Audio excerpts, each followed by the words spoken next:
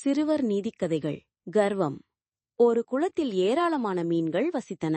அவற்றில் ஒரு தங்க நிற மீனும் ஒரு கெழுத்தி மீனும் நண்பர்களாக இருந்தன. தங்க நிற மீனுக்கு தான் அழகாய் தங்கம் போல் மினுமினுப்பாய் இருப்பதால் கர்வம் அதிகம். கெழுத்தி மீனிடம் நட்பாக இருந்தாலும் அடிக்கடி அதன் தோற்றத்தைக் கண்டு கேலி செய்யும். ஒரு நாள் தங்க மீன் மிக ஆனந்தமாய் நீரில் குதித்து குதித்து கும்மாளமடித்தது. அப்போது அந்த பக்கம் கெழுத்தி மீன் வந்தது. அதை பார்த்ததும் தங்க மீனுக்கு குஷி அதிகமாகிவிட்டது. ஹாய், இன்றும் என் அழகை பார், என் மினுமினுப்பை பார், வசீகரத்தை பார், நாளுக்கு நாள் என் மெருகு எப்படி கூடிக்கொண்டே போகிறது பார். உலகில் என் போன்ற அழகிய மீன் எங்க இருக்க முடியும்? இறைவன் உன்னையும் தான் படைத்திருக்கிறானே, அவலட்சணமாய் கருமை நிறத்தில் சொரசொரப்பாய். என்ன பிறவியோ நீ! இந்த குளத்தில் என்னைப் போல் வேறு யாரும் இல்லாததால் உன்னுடன் பழக வேண்டிய சூழ்நிலை. எல்லாம் என் தலையெழுத்து என்றது. தங்கமீனே, நம்மையெல்லாம் படைத்தது இறைவன்.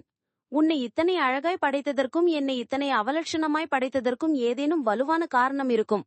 அதனால் இறைவனுடைய செயலை குறை சொல்லாதே. என் தோற்றம் எப்படி இருக்கிறது என்று எண்ணி என்றுமே நான் கவலைப்பட்டதில்லை. எனக்கு இந்த உடலமைப்பே போதும்.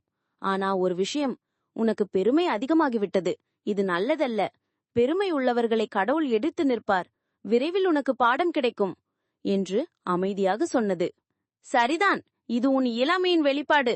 நிச்சயம் உன்னை உனக்கு பிடிக்கவில்லை. அதனால் பிடித்தது போல் எதையோ சொல்லி சமாளிக்கிறாய்.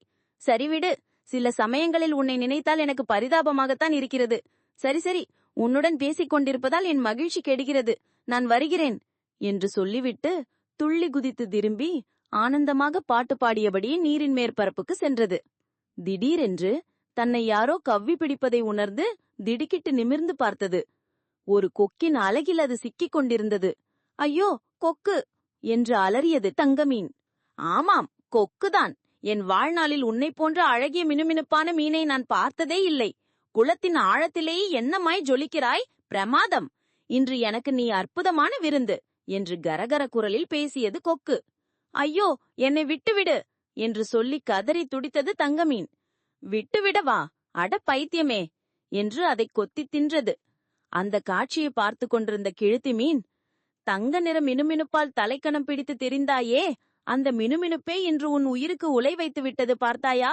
என்னுடைய அசிங்கமான கரிய நிறம் கொக்கின் பார்வையிலிருந்து என்னை தப்பிக்க வைத்து விட்டது என்று சொல்லிவிட்டு குளத்தின் ஆழத்திற்கு சென்றது கிழத்தி மீன். நீதி: யார் நம்மை புண்படுத்தினாலும் அதைக் கண்டு வருந்த வேண்டாம். அதற்கான தண்டனையை அவர் பெறுவார்.